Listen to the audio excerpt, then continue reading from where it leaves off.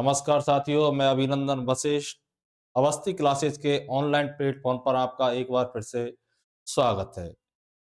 अपनी टेस्ट सीरीजों की श्रृंखला चल रही थी जिसमें 16 टेस्ट निर्धारित किए गए थे, जिसमें से 14 टेस्ट अब तक हो चुके हैं, 2 टेस्ट और बाकी है। जो यहाँ पर सॉल्यूशन लेकर के आया हूँ मैं, 14वें नंबर का टेस्ट है जो अभी रविवार को हुआ था। इसमें है L1 वाला है। प्रश्न सबको पता है कितने आते हैं। भाषा के 9 प्रश्न हैं, संस्कृत को छोड़ करके, अंग्रेजी के भी 9 हैं, ठीक है? बाकी जो भी विषय हैं संस्कृत को छोड़कर सबके कितने प्रश्न हैं? 9, जिसमें 4 शिक्षण विधियों के हैं और 5 अपने विषयों से संबंधित हैं। पहला प्रश्न है, किस विकल्प में सभी शब्द द्रव्यवाचक संज्ञा के हैं? हालाँकि हिंदी के अंदर 3 ही संज्ञा हैं, व्यक्तिवाचक, जातिवाचक और भाववाचक। पर वर्तमान में कई बार समूहवाचक और द्रव्यवाचक में से भी पूछा जाता है। अब द्रव्यवाचक संज्ञा क्या है?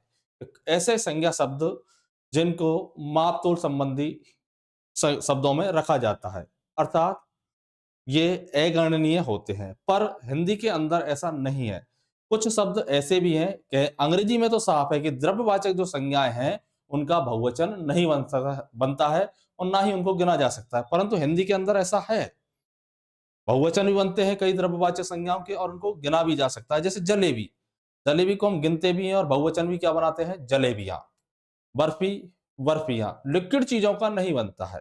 लकड़ी, लकड़ियां, मिट्टी, मिट्टियां, ठीक है? इस तरीके से। तो दूध, वस्त्र और भवन, ठीक है? तो देखिए, भवन तो मकान को कहते हैं, ये तो जातिवाचक हो गया। ये तो क्लियर हो गया, ठीक है?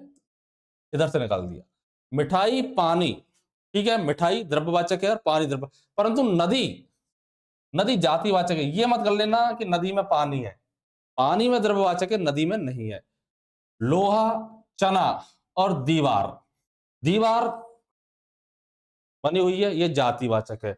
अब देखो, चाय, तेल और जलेबी, तो ये तीनों की तीनों क्या है? आपकी द्रव्यवाचक संज्ञा के उदाहरण है। अब लोहा तो द्रव्यवाचक है, गेहूं, चना, जौ ये द्रव्यवाचक में आते हैं।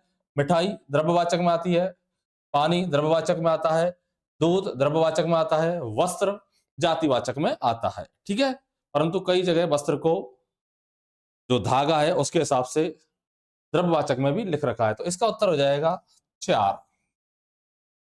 अगला देखिए, किस विकल्प में 2 से अधिक सर्वनामों का प्रयोग हुआ है? यानी उस विकल्प का चयन करना है जिसमें 2 से अधिक सर्वनाम है, 2 नहीं, 2 से अधिक।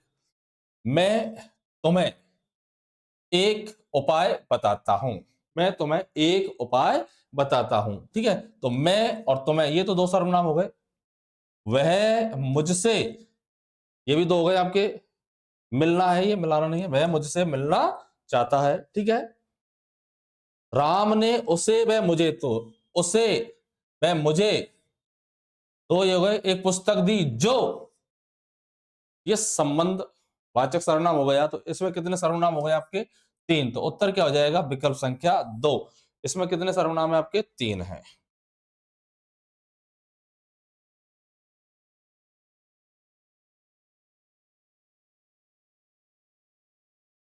किस विकल्प में अच्छा शब्द विशेषण के रूप में प्रयुक्त हुआ है? यानी कि विशेषण है, कोई भी गुणवाचक है या कोई भी है, मुख्यतः गुणवाचक, यानी एक ही शब्द, कैटेगरी यानी उसका एक वर्ग तो एक होता है, परंतु वाक्य में प्रयोग अलग-अलग जगह पर हो सकता है।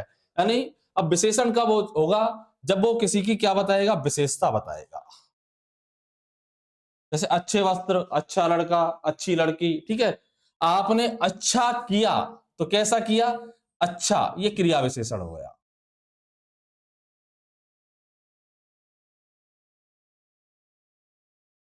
अच्छा, तुम घर आ जाओ, ये कौन आएगा यहाँ?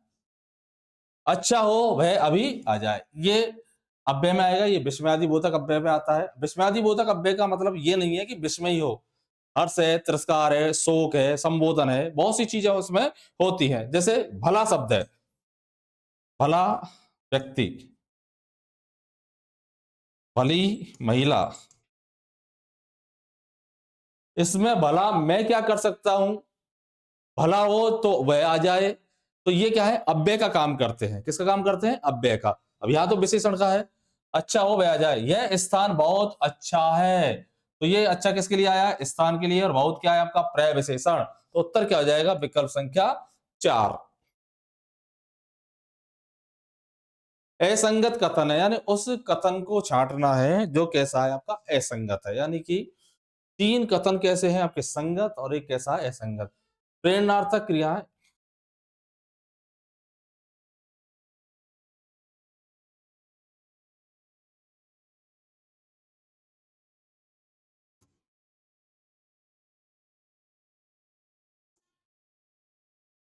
प्रेरणार्थक क्रिया सदैव सकर्मक होती है, बिल्कुल सही बात है। प्रेरणार्थक क्रिया सदैव सकर्मक होती है। पूर्वकालिक कृदंत में कर या करके जोड़ा जाता है। पूर्वकालिक कृदंत, जैसे वह दर्शन करके आया, तो करके जुड़ेगा बिल्कुल। बालक दूध पीकर सो गया, पी में कर जुड़ गया। वह नहाकर लौटा, तो कर जुड़ गया। थूकना, पिसना क्रियाएं सकर्मक है, नहीं। थूकना और पिसना ये क्रियाएं कैसी हैं? अकर्मक है। ये क्रियाएं नहीं है, ये ऐसे आएगा आपका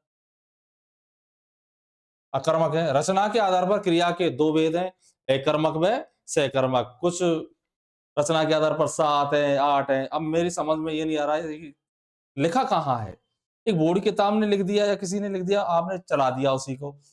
आप 6 बताओ तो मैं रचना के आधार पे 10 बता दूं, आप 11 बताओ तो मैं 12 बता दूं। बहुत भेद है क्रियाओं के अथाह। और काम में कितनी आती है? अपने 4-5 ही काम में आती है। अकर्मक, सकर्मक, पूर्वकालिक, नाम धातु और प्रेरणार्थक, और एक आध दो कोई आ जाए सहायक संयुक्त तो ठीक है। बाकी ये 5 क्रियाएं मुख्यतः परीक्षा में काम में आती हैं। तो रचना के आधार पर क्रिया के 2 भेद हैं। कौन-कौन से? अकर्मक व सकर्मक। थूकना, पिसना क्रिया कैसी है? सकर्मक है। यदि ये पीसना होता तो सकर्मक है। थूकना, अब कहोगे सब कुछ ना कुछ तो थूकेगा, तो ये थूक से बना है। ध्यान रखना, जो थूकना क्रिया मूल रूप में कैसी है? अकर्मक है। जैसे एक शब्द है खेलना। यदि खेलना क्रिया की बात करें तो मूल रूप में ये अकर्मक क्रिया है। बाद में इसको सकर्मक में चला दिया है। ठीक है? कैसे है? जैसे बालक खेल रहा है।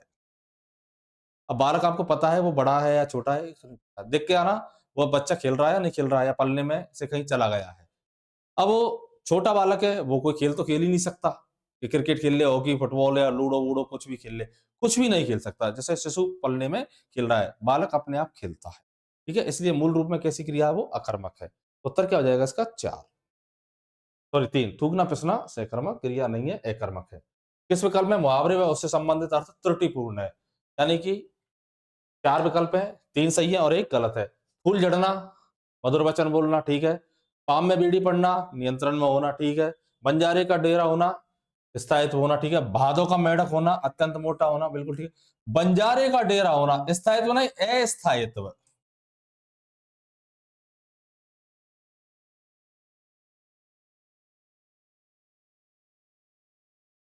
भाई अस्थायित्व, बंजारे कैसे करते हैं? आज डेरा यहाँ है, कल डेरा वहां है, तो अस्थायित्व है।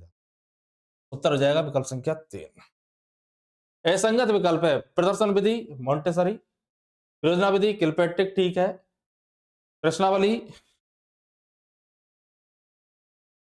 बुड़वर्थ, ये भी ठीक है। पंचपदी हर्बर्ट, ये भी ठीक है। ठीक है। मोंटेसरी नहीं है ये आपके। प्रदर्शन विधि मोंटेसरी की नहीं है। अगला देखिए,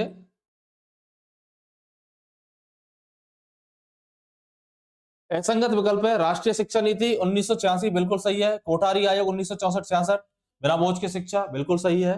मुदालियर आयोग 1900, ये 54 1952 है। और नरेंद्र देव समिति 1947-48, बिल्कुल सही है। तो उत्तर क्या हो जाएगा? विकल्प संख्या 3। ये 1954 नहीं होगा, ये क्या होगा आपका? 1952 होगा। ठीक है। ये देखिए प्रदर्शन विधि, ये प्रोवेल की है। अविक्रमित अन्वेषण का सिद्धांत है, यानी उस सिद्धांत को छाटना जो कैसा आपका अविक्रमित अन्वेषण का है। स्वयगति का सिद्धांत, छोटे छोटे पदों का सिद्धांत, प्रतिपुष्टि का सिद्धांत, उपरोक्त सभी। तो उत्तर क्या हो जाएगा आपका? उपरोक्त सभी। अगर 4 विकल्प अलग अलग आते हैं, इस प्रश्न को थोड़ा ध्यान से देखना। अगर चारों विकल्प कैसे होते हैं आपके? अलग अलग होते हैं, तब हमेशा स्वयगति के सिद्धांत को क्या देनी है? प्राथमिकता देनी है। यानी एक विकल्प मान लो कोई और दे देता इससे ही संबंधित, चारों अलग अलग होते, तब उत्तर क्या रहता आपका? स्वयगति का सिद्धांत। ठीक है। आगमन विधि की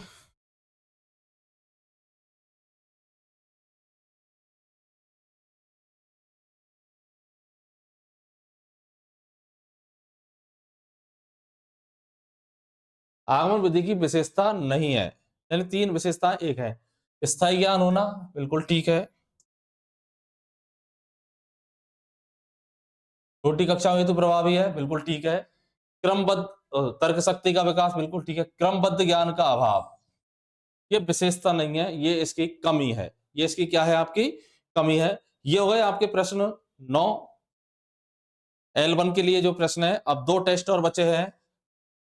2 टेस्टों के अपन सीरीज चल रही है, उसमें 2 टेस्ट और बाकी बचे हैं। 14 टेस्ट हो चुके हैं, ठीक है?